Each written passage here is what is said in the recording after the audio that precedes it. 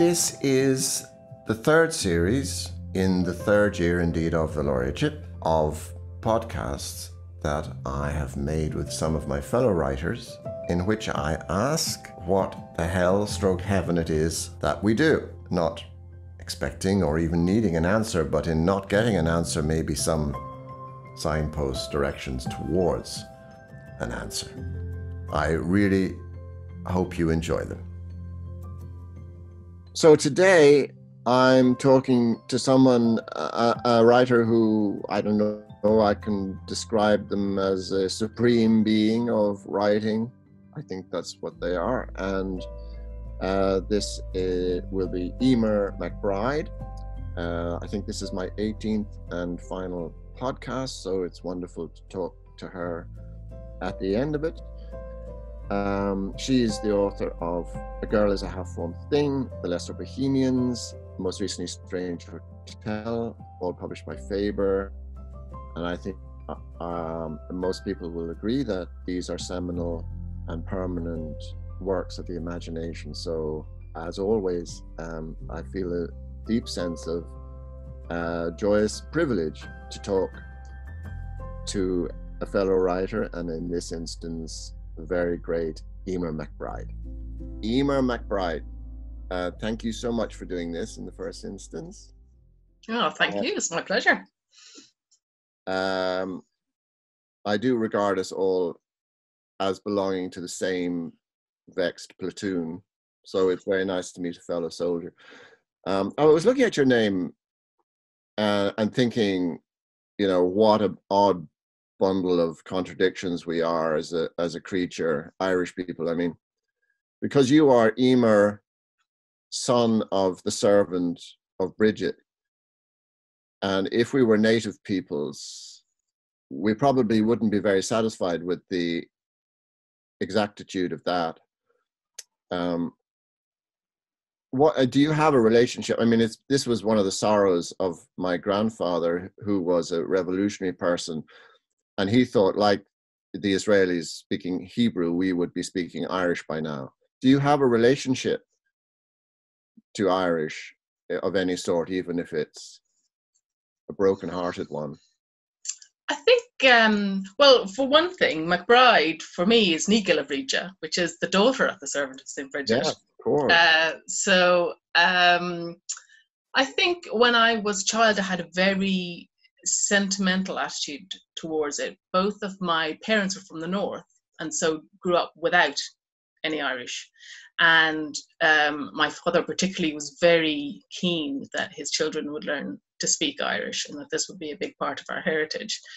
And of course, you know, growing up in Tubbercurry, we always did it at school, but it was kind of in the era before it was popular, or before it was taught in the kind of accessible, child-friendly way that it is taught nowadays. And so Irish was always a slightly vexed issue for me, and that I wished that I could speak it well, but found it quite hard to sort of penetrate.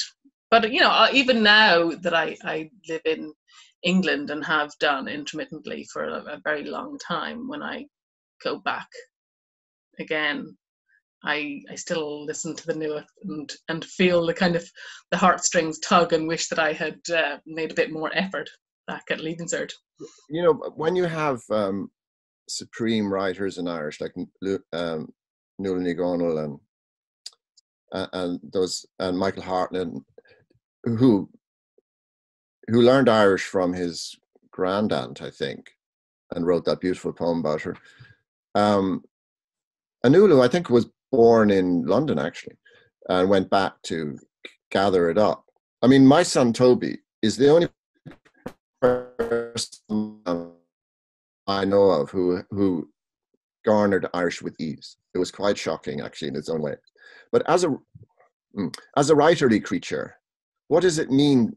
Does it mean anything to us that, I mean, I know you can put a good gloss on it and say, well, Irish, by the accidents of history, became necessary in Ireland, especially after the famine. If you wanted to actually survive, you had to speak English. And we've put a wonderful new dress on English, haven't we? And we can say that, and we have a whole wardrobe. Actually, we have a whole mansion of wardrobes that we've dressed the language with. But is there a sorrow there too? Are we disconnected in some way because of not having Irish from other things that might have been important to us as writers?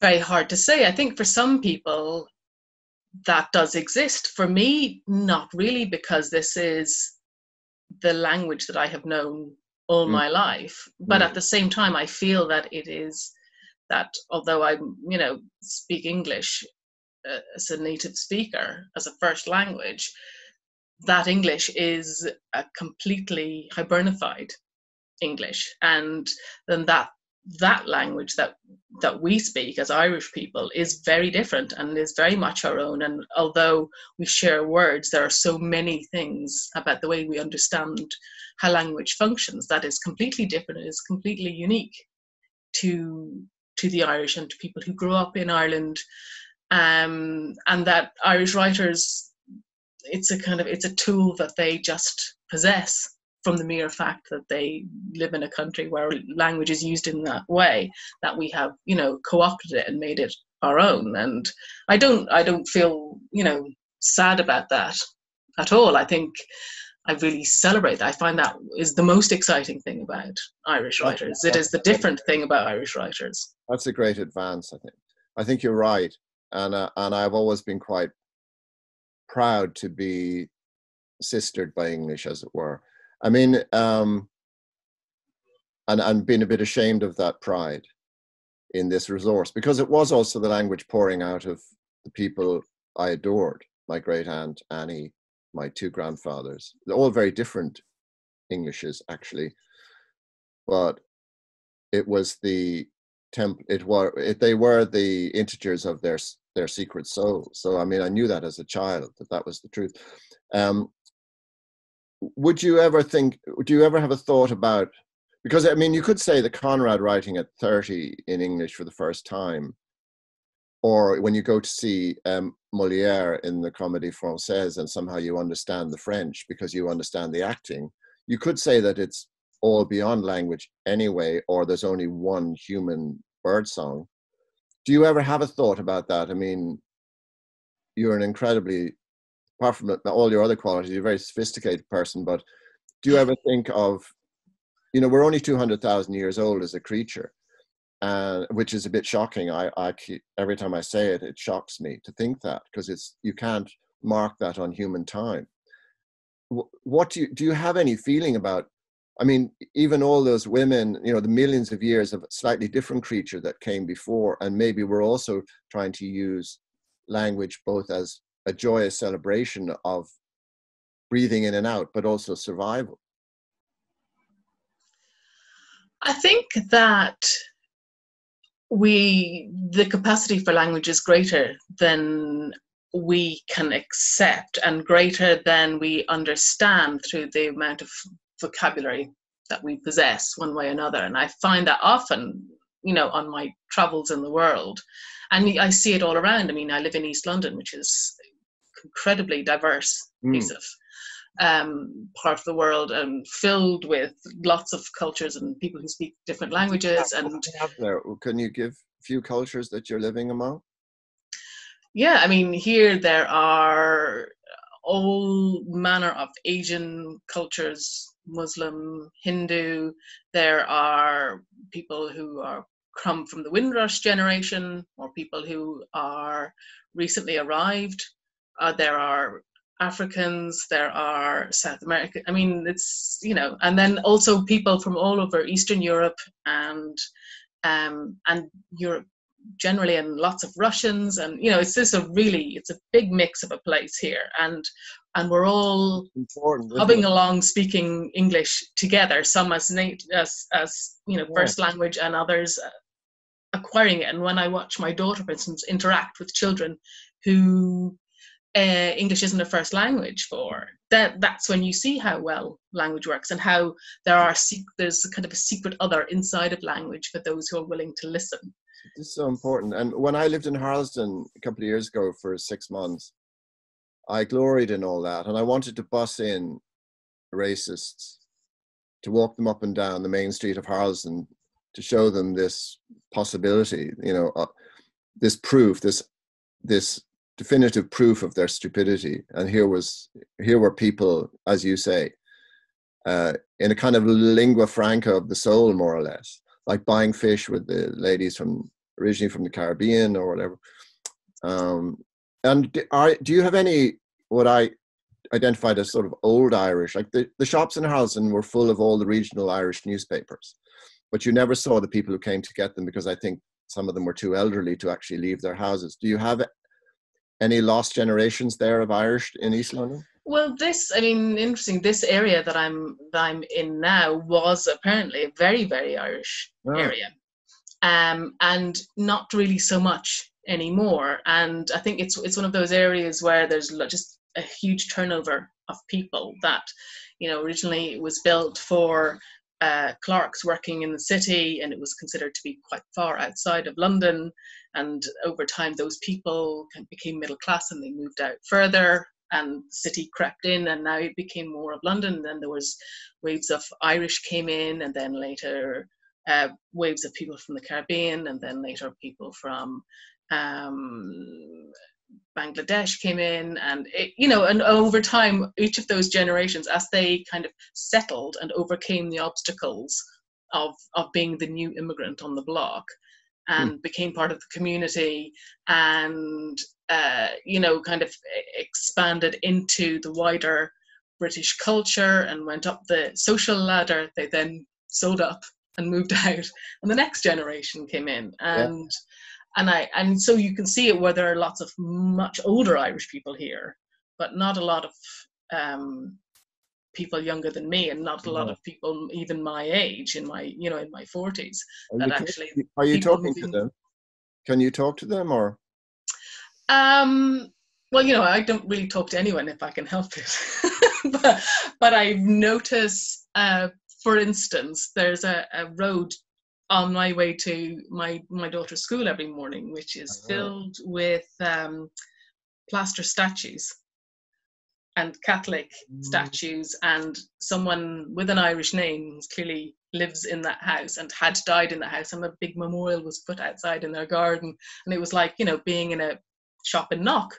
And and that's a kind of an old that when I first came to London, over 20 years ago, that kind of Irishness was still very, very present. That kind of quite conservative Catholic people who stayed within the Irish community, even though they had moved over to this country, and kind of didn't want to integrate too much, and also probably weren't allowed to integrate too much.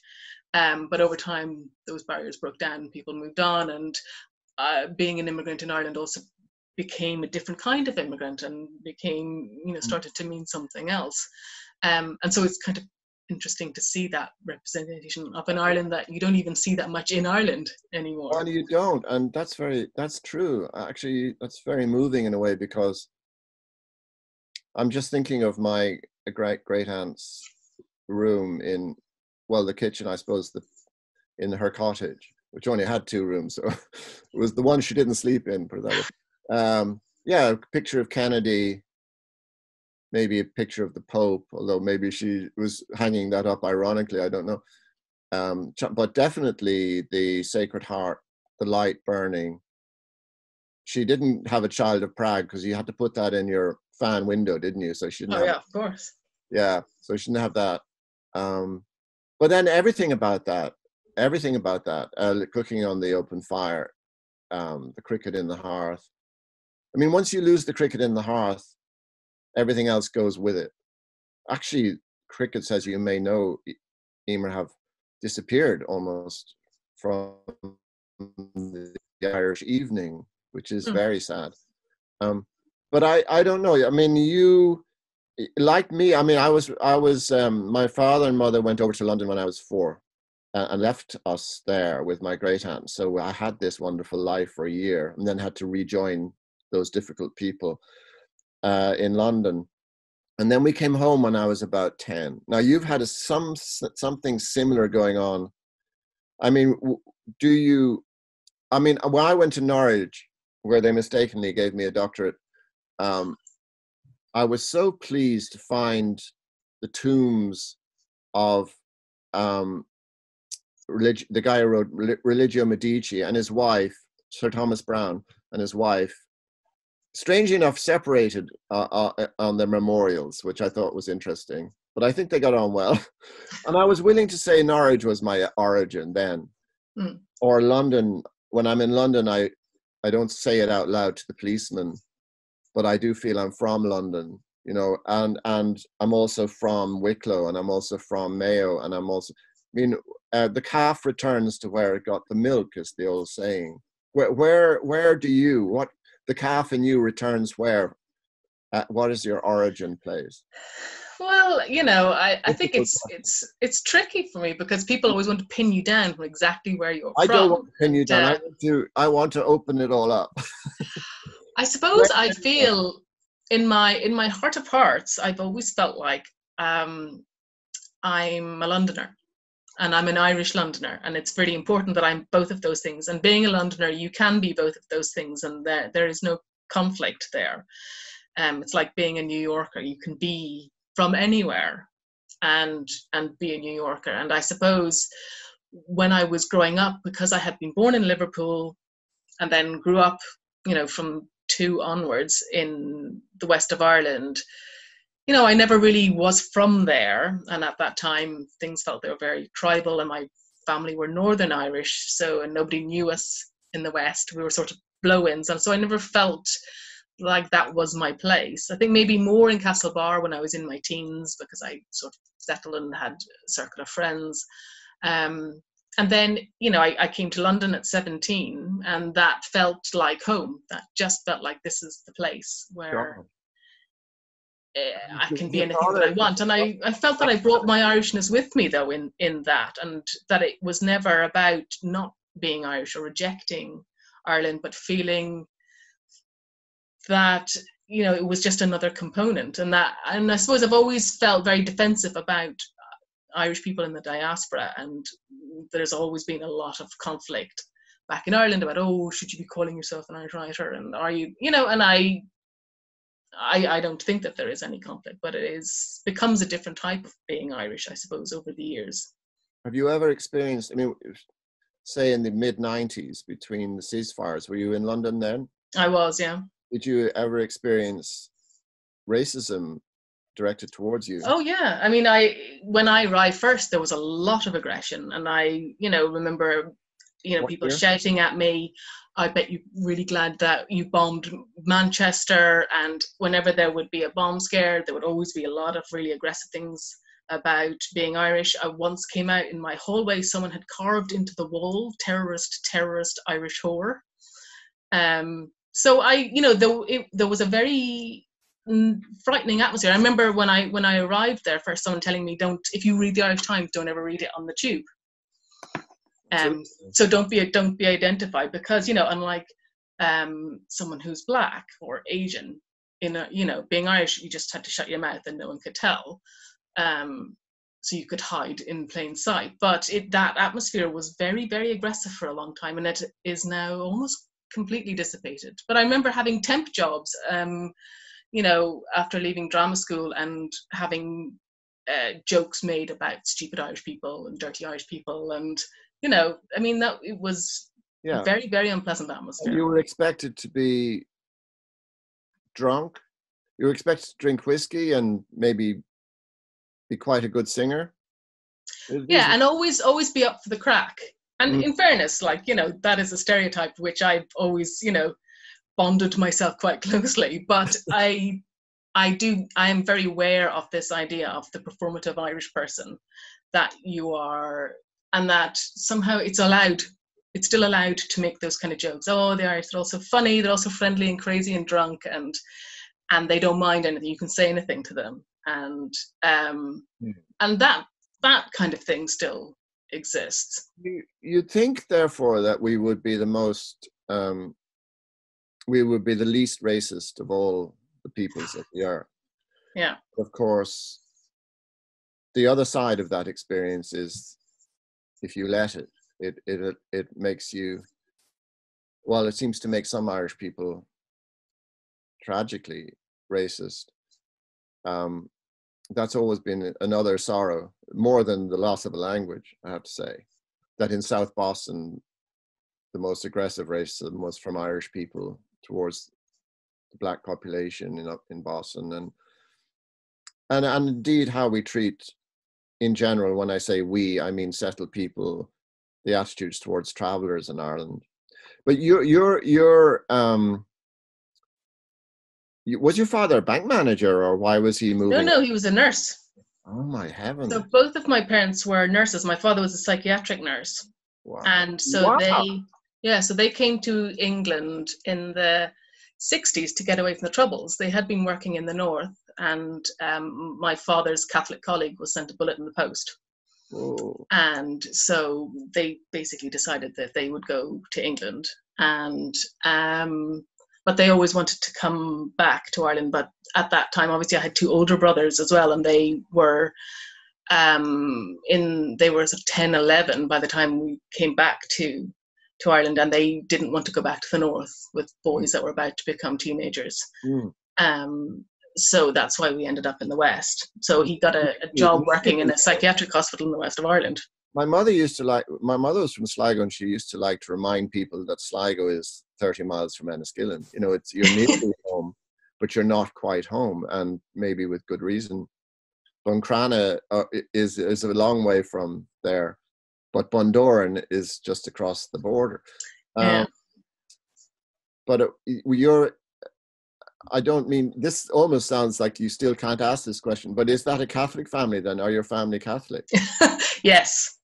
But, but one generation back, my grandmother converted. She was a Protestant. Presbyterian, or do you know? I think Presbyterian. I think they were Presbyterians, but that side of the family I would never have known. Because, the penal laws were much harsher on dissenters than it was on Catholics even. And your dad now, is he my age? So he's a bit older than me. Is that right? Or he would have been. He's dead now, and a long time dead. But yes, he would have been 75 this year. Right. So his father then would have been probably. He would have been obviously a young man during the Second World War. Am I correct here? And maybe your grandfather then would have been, your great-grandfather would have been in First World War generation. Is this right? So I know my mother's grandfather fought in the First World War. And he was a convert who converted to Catholicism to marry, and the marriage didn't work out, and then he reconverted back again.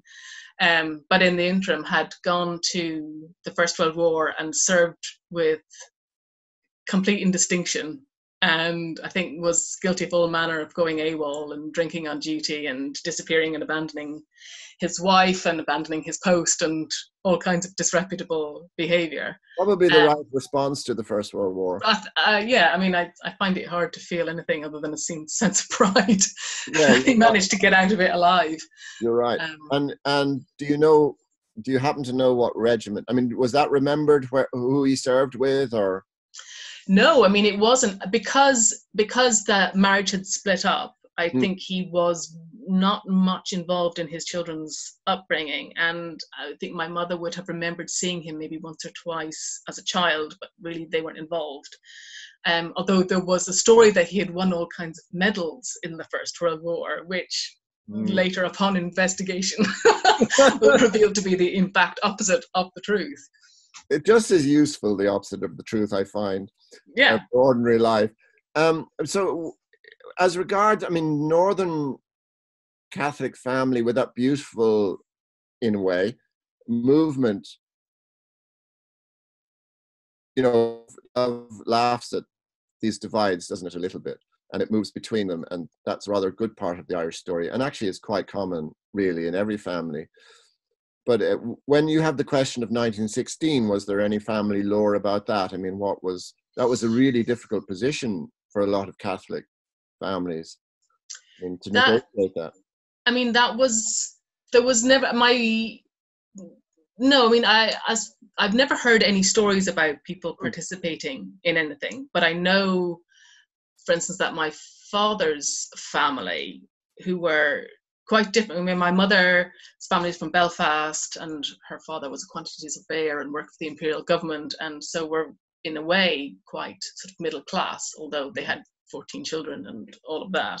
Mm. Whereas my father's family was from Ballycastle. You know, they grew up in a 2-room cottage on the side of a mountain with no running water and no electricity. He left school at 14. You know, he went to school in his bare feet, all of that kind of thing. But they were very strongly Republican. Mm. But as far as any kind of, I've never heard any. If I imagine if there had been any stories, I would have heard them. So I think they're Yeah, it's odd that you have to really dig sometimes, and it's when you think of all this effort that was made. Did you have access to your grandparents? Did you know your? I knew my mother's parents, but my father's parents were both dead by the time he was 16. Hmm. Would they have had an importance for you? I mean, my feeling is that we do our best research between the ages of 2 and 10. Yeah. For our grandparents can be our university. Would you have had that sense of them? Were they important to you?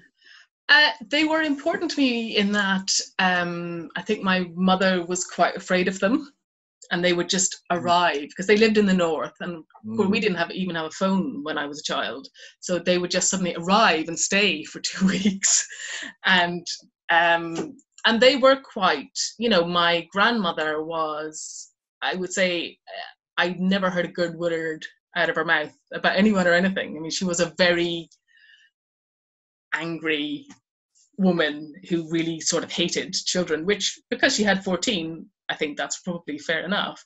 But she would basically come to the house and pray, and we would all just pray. And I'm fonder of my grandfather, although he was a tyrant in the classic sense, and certainly a model for the grandfather in my first book, where he would just kind of rant and rave about people having to learn certain prayers and behave in certain ways, and then would get in his car and drive away, and then would come back in the middle of the night. And so there was always a lot of drama and shouting whenever he was in the house. But I was also kind of fond of him because he did have some fun in him as well, and a lot of imagination, and he kind of spoiled me, I suppose, because we really had nothing at that point in my life, and he was, you know, had a nice car and would come and buy sweets and go out and buy me patent shoes, which of course all the little girls had and I couldn't afford. So I was one round with material goods. What sweets would he bring you? What did you prefer? He used to bring lollies, and what he would do was, when I would come home from school, if he had arrived while I was at school, I would come home and he would say, "Go out the back there," and I would go out the back, and on a bush there would be maybe like 10 lollies attached to the tree, as though they had grown, and the lollies would only grow on the tree when he would come to visit. Jeez, that's wonderful. Which is, you know, my mother would have said when she was a child, he would never have behaved like that towards any of them. Most of them he would never have picked up or acknowledged. You know, that he was quite violent, that she would have seen him break chairs over her brother's backs when she was a child, and that he had been a very bad alcoholic, and who stopped drinking but became incredibly pious with it. And so this was a completely different man to the man that she would have known when she was a girl. But there is a reason for that, I think, in that genetically, or our DNA is closer, as you know, to our grandparents than to our parents.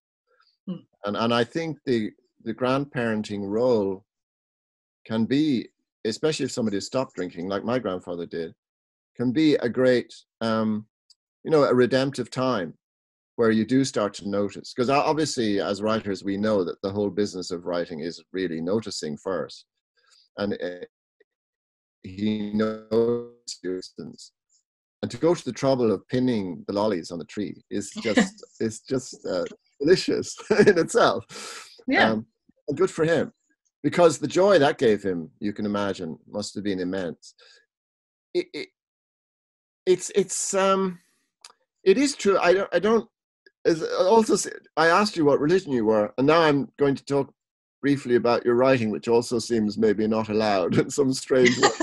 But I mean, it is true that, I mean, in my mind, the first two books are breaking down this English that we were given to bring it closer to how it actually exists in the brain, how language actually is in the mind.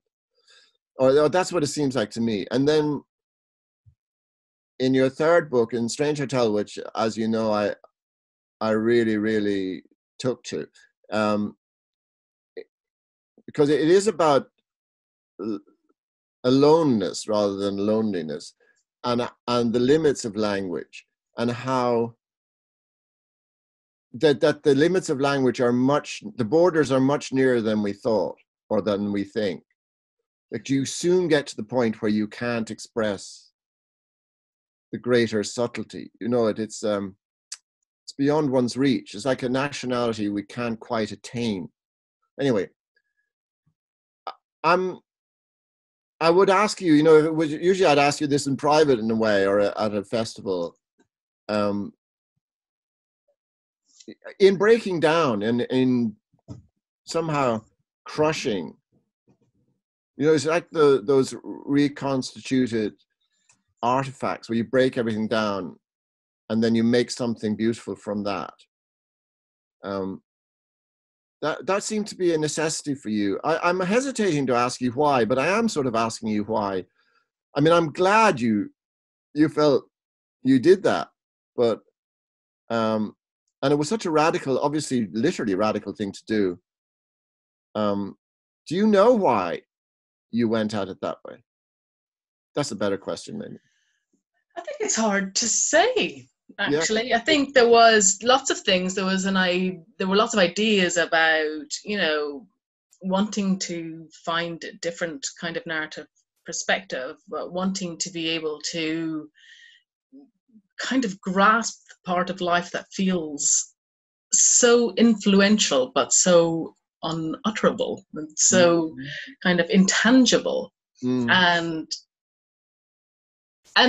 yeah, and I suppose it was also then the kind of the breaking down became about a sense of frustration with that, with the limit of how far you could go, with how, you know, I always felt like the Germans had it so easy, you know, with their giant compound nouns. They can just keep adding and adding and adding until they get the specific meaning, but we can't do that in English.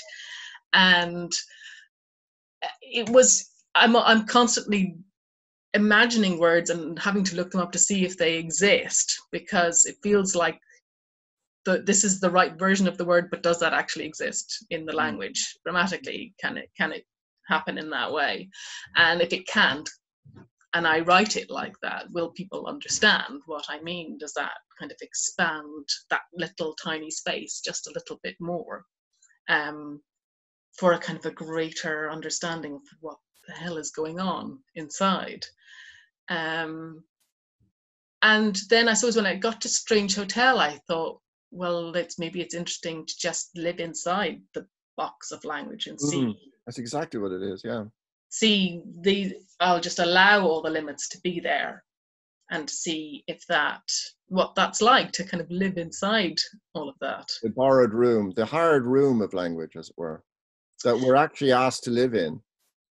Yeah, and it felt odd to get to the end of that book and realize that actually, you know, because at first I thought, this is going to be my easy book. No one's going to complain that this is hard to read or hard to understand or that it requires concentration. This is just going to be my kind of easy book.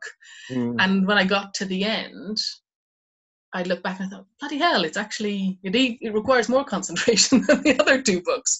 And that's writing in a completely grammatical way, which should make meaning completely apparent. And actually, that's how hard language is. That's how hard it is to get past the boundary of language, that even when you use the rules the way you're supposed to, how difficult it is to communicate at a deep level. Well, you're probably too young to remember the old ad for fig rolls. But basically it was the same as a later ad for something else. The people who make them don't know how they make them. And I had a strange urge with writing one of my books, Days Without End, in order to reach the character, I had more or less to smash up English, which is a slightly different undertaking. And it felt very much the spirit of childhood, where you've just let go and you're just breaking things, and it's lovely. I remember walking into my son Merlin. Well, I heard this noise in the distance, and what he was doing, we were staying at a hotel, and he was at the back of the hotel where all the wine bottles were. He was only about 8, and he was throwing them up in the air just to watch them smash. Which is a bit like Johnny Cash, I shot a man in Reno just to watch him die. That I was doing things to the language almost to the point of killing it. And I'm wondering why we do that. But maybe we don't need to know why we do it. I mean, a lot of the podcasts I've done with people where I'm trying to find out what the hell it is we are doing, it's better not to know. And I remember Sarah Baum sort of sitting back in her chair when I asked her a more direct question about it. And she obviously didn't even want to consider the possibility of knowing what she was doing, because then maybe you wouldn't be able to serve. You would, you would wreck your tennis serve of writing. You'd just be thinking too much. But because I am nearly 65, and since I was made laureate, I just wanted to look back over. The thing I admire most, I think, is the people who have taken something from the broken-heartedness of being alive and has insisted on putting something in its place. Is there any sense of that for you, Eimear? I mean, we all had traumatic childhoods, obviously, and it is quite traumatic actually just going up the street. But do you think there is a sense that you might be a kind of ambulance to your own assaulted self, as it were? Do you know that you're the nurse? You're the nurse, like your father, to this business of being alive using your work. I'm really sort of against the notion of writing as catharsis, as personal catharsis. Oh yeah, absolutely. Because I think that's what, that the most awful word in the world, journaling, is about, right? Yeah. But I think for me it is about finding a way to deal with chaos, and on a very basic level of knowing what I think. I often don't really know how I think about a subject or what I think or how I feel about it until I write about it, and suddenly things begin to come into place. And so I suppose it's a way of kind of battling that feeling of chaos that comes with being alive, but also in the way that I choose to write it is about accepting chaos as well, and of accepting that chaos is at the center and that existence can revolve around it. And actually it's kind of the battling of the chaos without the acceptance of the chaos that people get most broken. And so I suppose it feels, and it's only kind of in recent years that I've started to understand that's what the point is for me, that there's just something very practical, but that there's also something of the survival instinct in there as well. Because it's not about being famous, Seamus, or what would you, eminent Eimear. Oh God! Well, if it was, I'd have given up long before I ever got published. Yeah, but it's then that undertaking is moved into a more public sphere. Like you're being noticed in your undertaking, put it that way. Is that difficult for you? Do you? I mean, I don't read. For the last 10 or 15 years, I simply haven't read reviews because I don't find I revere some of the people who review so and so has written about so and such and such, but I'm afraid there's a sort of innocence in writing. I mean, maybe it's the innocence of, to some degree, of the assault, the assailed. I don't mean assaulted. I mean the assailed individual. But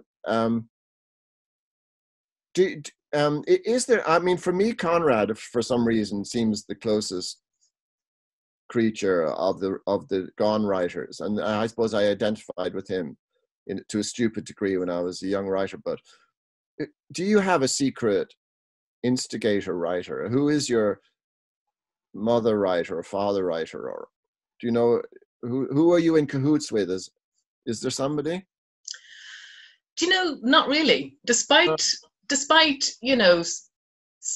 openly acknowledging how important Joyce is to me and was to me starting out on the kind of on the road. Yes. I don't really feel like there's anyone in the room here.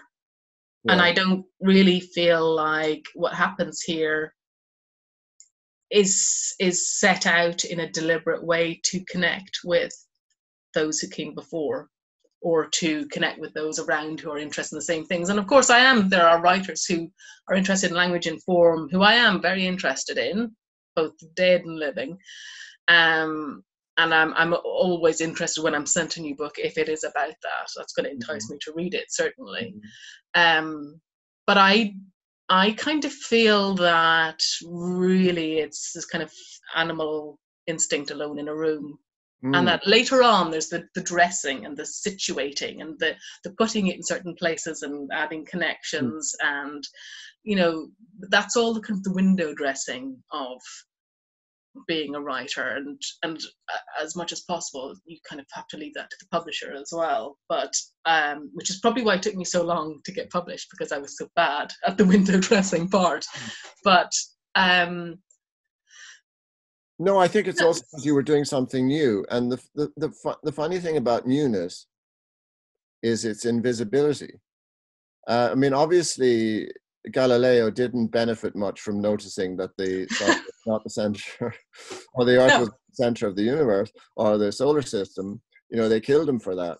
I think it's something to do with that. It's being true to what you've noticed, and I think it's a terrible seduction for writers to just notice what other people have already noticed.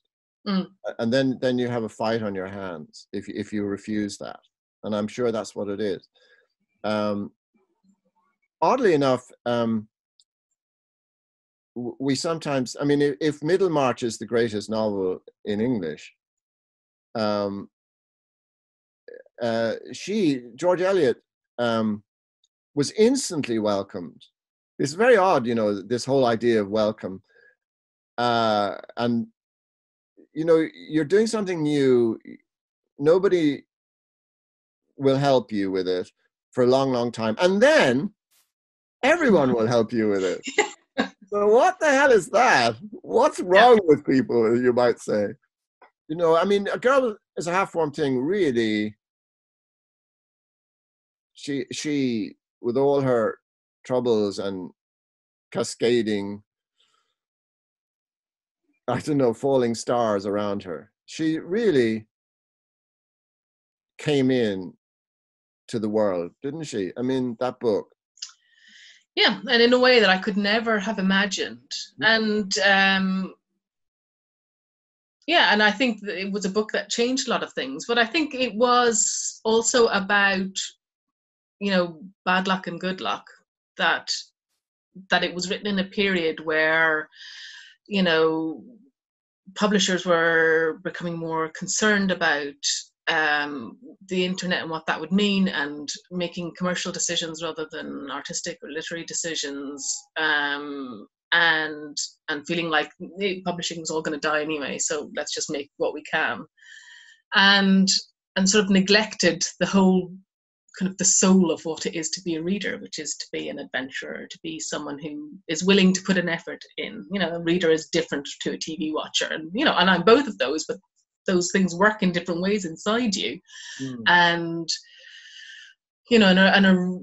and so when the book came out, I think there were a lot of people, a lot of readers, who were bored and frustrated with what they had been offered and what they had been told was the range of their interests. And not that everything that had been published before wasn't of value, but that they had been, but actually there was everything else as well, and that too could be of value. And readers, I think I was very lucky, really kind of ran with that and took it on board. And of course some people absolutely hated it and just couldn't countenance it, but that was also fine. That was part of it. I mean, Well, it's a very particular kind of book.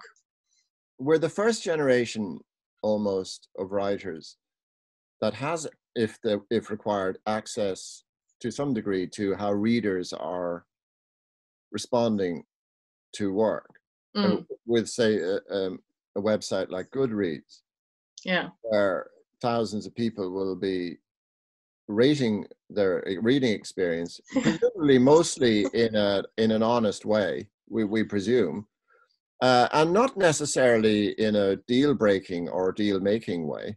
It's just there, it's a thing. Which I don't think any other writer has ever been aware of. I mean, does that mean anything to you? Do you? And we also have our festivals that we don't have them now, but the signing queue. What do you feel about the experience of the signing queue? I mean, I am an introverted person, but I can function, I think, fairly well in a signing queue because people are coming up to you and making a declaration that they've prepared as they waited. You know, there's magic in that, maybe a resource, maybe a nurture in that. I mean, I like signing queue. The longer the better, obviously. I don't engage with things like Goodreads, or I don't read Amazon reviews, or I think readers are entitled to their opinions, but I don't necessarily have to hear what those opinions are. My job is to make the best piece of work that I can make, and I put it out there, and then people like it or they don't like it, and that's their business. That's not my business. And their opinion about it isn't going to change my opinion about it either.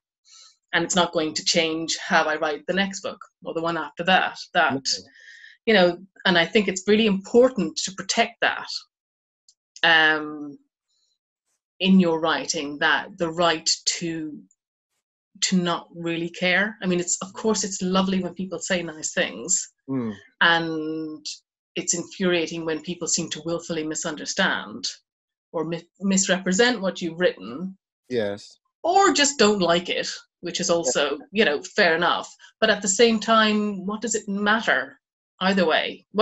It doesn't matter to you as the writer, and it shouldn't. If it does, then you're, you know, if you allow it to affect what you're going to do, then you're breaking your bargain with your reader, I think. The worst effect, I think, either praise or blame, is the derailing effect.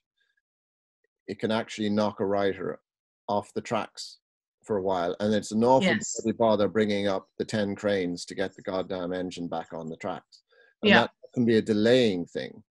But yes, I think you're absolutely right. And the other irony is that we are probably quite, I mean, I'm not saying you are, but I regard myself in some ways as not quite fit for life, you know, a sort of slightly vulnerable sort of a son of a bitch. And what I'm doing is it's a high wire act in a way, and the problem will arise if you slip on the wire and I think high praise can actually destabilize your little trip across the wire. And I mean, not that I'm asking for it to ever, you know, not to, he said hastily. I'll cope with it. My feeling is that we are this creature, you know. There's a line in one of my plays, Hinterland, we're only an upright ape standing on our back legs trying to reach the higher apples, and you can't expect too much of such a creature. And there's also the aspect that, you know, the robin with his perfected bird song out in the garden here doesn't really care. No, it doesn't in any way care what we're up to. You know, we can as a creature be removed from this planet, and the planet will only benefit from that. So there's all those things as well, you know. So there's a sort of democratic lowliness to what we do. So, but that's probably right. And you know, we don't need to be talking about great writers and great writing. Maybe we can talk about true writing. The sort of things that could get in your way, like they say in America, there are no famous second acts, because people publish a great book and then they're thrown off by what happens to them. So I mean, you're agreeing, I think, that some of our strategies, especially as you go on, and going on is the whole principle of writing, are somehow to be as aware of our vulnerabilities to all these things as to be rejoicing in them. Anyway, that wasn't even a question, was it? No, but I do agree with you, and I think, the thing that's most important to hold on to as a writer is the fact that however vulnerable you may be or you may not be, really deep in your heart, there's a son of a bitch. Mm-hmm. And that's the person that you have to protect, is the chip of ice and the bit that really doesn't care and that is going to do its own thing, because that's where it comes from. And so all the kind of writing tips in the world and all the great reviews and all the terrible reviews, yes, none of those touch that thing. And that's the thing that you have to go back to every time, is the bit that, will bite, will always bite. There is a very surprising heating system that uses an icicle. I mean, I don't know how it works exactly. There's a physics to it. But yeah, that's how you get the heat in your house. You have an icicle in the center of the hole, and you don't want that melting for some reason, or you won't have heat. Yeah. No, I was wanted to ask you. Anne Enright, my predecessor. She wrote a famous lecture about just doing the numbers on women writers' experience of review space, and it's a slightly ironic question, since I don't think she's lacked for review space, and nor have you. And I think all writers do feel a bit up against it anyway, whatever gender they might be. But it's been clear to me, since I have two daughters, there is a kind of a battle stations. I mean, do you feel you've had to gird your loins, as it were? You've had to mobilize yourself against a certain amount of ridiculous blindness on the part of maleness, or has that been? Yeah, I mean, I think certainly when my second novel, Lesser Bohemians, came out, there was a lot of very kind of childish carry-on from a lot of male reviewers, and none of which was reflected with female reviewers. Whether they liked the book or not, they looked at it and they reviewed it for what it was. But there was a lot of carry-on about, so much sex in the book, and references and reviews to, whether I had thanked my mother in the acknowledgements, or whether, because the book was dedicated to my father, it must mean that my mental health was all right, and lots of weird carry on, and how shocking it was to be writing about sex, and which sort of flabbergasted me, and that reviewers could read the book and not really bother to engage with what the book was about, but were clearly so challenged by a woman writing a book about a woman having sex and liking it and nothing terrible happening to her as a result of it. So I think I do feel that there has been that, and I do feel that in certain quarters, perhaps in the Irish press, there's an attitude which is, woman writer, do what you are told, and that if you don't do that, you get excluded. And that has been some of my experience, but I have seen it happen to other women as well, and far worse ways than it has happened to me. So I think there's a lot of male editors who take pleasure in trying to bait feminists by treating women's concerns and women's books in a very childish, infantilizing way, or by getting reviewers who you can't imagine what that person was asked to review for, what they brought, what knowledge of the subject they brought to their review. And I think often that is done willfully rather than accidentally. Of course, that can happen. You can, an editor can pick the wrong reviewer any time. But I think that there has been particularly in the Irish press, a very pointed desire to needle and provoke women, to belittle them, to try and imply that their books have certain messages that they don't have, or try and blame them for certain social occurrences or movements. And I think there is there's a real misrepresentation of a lot of women's concerns that happens, and women writers get the nub of that. Does that bother you? Does that trouble you in your private mind, or is that sacrosanct? Is that where the icicle is untouched? No, I mean, in my kind of social self, I get very infuriated. My writer self is closed to that. That is not involved with that. That engine feeds off itself, and it will do its own thing and will not be affected by it. But in the window dressing later, in the interviews and at the festivals and things like that, that becomes part of the thing that you have to talk about. And again, Anne Enright spoke very well about this, that, women have to spend so much time talking about misogyny and sexism when we didn't cause it. Why do we have to waste so much time trying to fix it? And that's, and male writers don't have to do that. And do you therefore, I mean, it's a complicated issue, other writers, there is a part of me, even teaching last year at UCD or whatever, I would poison all your soup if I had the chance to kill you all off. But leaving that aside, because you don't really only want there to be one writer in the world. Why should there be other ones? You're supplying. Who needs another writer? Exactly. But nevertheless, as Laureate, I have been obliged, almost to. My mind has been brought to change on that, you might say, because in engaging with your work, say, just as an innocent human being, God, is there such a thing?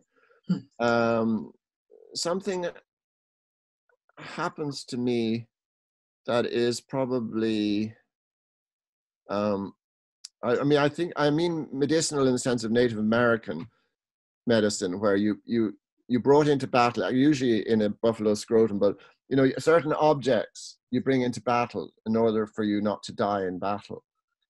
And I get that from you. And also Danielle McLaughlin, I don't know what she has that is so rescuing, but or life-saving or life-preserving, let's put it that way. And then, Nicole Flattery, and there's Irish writing seems to, I'm prepared for the fact that Irish writing in this time exists mostly in a genre that I'm not privileged to enjoy, as it were. So what does that mean to you? I mean, do you feel you're I'm not quite sure. I think you might be in your late 30s, but these 40s. Some of these people are in their 20s. I mean, it's kind of glorious, because I would want to celebrate it just as a critter, rather than, because I was in my 20s once. You were too. And it was hard, and nothing was happening. Yeah. I was writing book after book. It was 9 years before I was published. It was really hard, and I was so penniless. I just look at, and of course, Danielle McLaughlin is probably one of our greatest writers, but she couldn't be earning 3 halfpence from it, and most people don't. And yet there they are. What is that? Do you feel part of that, or do you feel you celebrate it, or do you want to poison their soup, or what do you feel about it? Well, I do want to poison their soup, of course. I mean, I don't think a writer alive exists without kind of suffering the pangs of jealousy at the success of others. And even people that you like and admire, it's very hard to suffer their tremendous success and not feel that somehow you are being belittled by their success. But the kind of the less childish part of myself, the bit that likes the world to change, and having enjoyed being part of changing little bit of the literary landscape myself, enjoys watching it Yes. being changed around me as well, and that is as it should be. And I think it's a great kind of riposte to all the the novel is dead business. That the novel is one, that there are so many voices that have been silent or been sidelined in the literary world for so many generations now coming out, just says to me, of course the novel isn't dead. Look at all of these things that we have yet to learn, and all of the things that these new people, young women and people from different ethnic backgrounds and races and, you know, this is all of these stories. The novel will have to change and grow to work out how to tell these stories in new ways. And, you know, and just like I had to change the novel for me a little bit to tell the thing that I wanted to tell, everyone else will do that too. And sometimes it will be in very dramatic, obvious ways, other times it will be in small ways. And sometimes just by adding a new voice, the literary landscape is changed. Isn't it curious, Eimear, now that I'm thinking about it, that just as if you're, you know, from North London, you're probably going to be a boxer, you know, the greatest boxers will come from the most deprived areas or whatever, or some of the great Irish boxers happen to be travelers or Pavi. You know, when you look back at the literary history, when it's been a woman coming through, they're always doing the best. I mean, if you think of George Eliot and Virginia Woolf, the Brontes in their 20s, Maria Edgeworth. Do you know Maria Edgeworth, in her time, if this means anything, was second only to Walter Scott for the amount of money she was given. She was given 19,000 quid for one of her books. Wow. You know, which is like $500,000 or something. Yeah. You know, that's where it is. You know, we really are the catchers up. I mean, male writers. That's not an untrue version of literary history, is it? No, I mean, I think the problem is that the sort of great women writers of the past are standing there on their own, rather than at the top of a pyramid in which you can then see Absolutely the second tier of women writers and the third and all the ones below, because there was only room. There was only room for the best. And I think we'll know that things have really changed when there's lots of space for literary historians to look back and go, well, there was this minor female writer. You know, I was reading up about the Brinsley Sheridans this morning. I was kind of having a little look at that history, and Richard Brinsley Sheridan is obviously sort of the great playwright, Irish playwright, and yet his mother was a writer, and his sister was a writer, and his wife was I think a performer, and when you look up Wikipedia, there's a vast swathe of information about Richard Brinsley Sheridan, and there's maybe a line about his sister, and when you go to find where you can read her work, it's quite hard to find that. And I think that's the problem, is that women who may have been first, right, didn't get through the bottleneck, and two, that they weren't allowed to create a culture around in a way that kind of second tier male writers were always buzzing around and part of the culture and informed things, even if they weren't kind of at the head of things, and women were exiled from that. And so, you know, women have to stand on their own, have always had to stand on their own, which I think is so great about what's happening in Ireland at the moment, is that there are just lots. There's lots and lots. And you know, not second tier. And not second tier, but also that it's creating a noisy culture that cannot be ignored, that becomes the main culture, not just, oh, and here's women writers. Here's all the fellas doing the Irish men doing the great Irish men stuff, and then there's a couple of women over there. No, there's like roomfuls of women, and that culture is changing culture. It's like Wimbledon turned on its, you know, it's not mixed doubles, or, you know, the women are great too. Everyone's watching the women playing the literary tennis, as it were. I mean, I've noticed that because when I was young, there were only 2 or 3 writers anyway of any gender. You know, it was so sparse. It was so thin. It was a desert. You know, it's like a desert. You had 3 or 4 writers. Now there's many, many. And I'd love to know why in a way, but at the same time, I just celebrate that fact, especially as laureate. And Eimear, I just want to be sincerely thanking you for this. We've come to the end of it, but do you know when you were a kid and somebody you really admired was nice to you? And I'm thanking you for that today, because I really admire you to distraction, and it's rather lovely that you've taken me seriously, at least for an hour. and thank you, Eimear McBride. It's my pleasure. Thank you.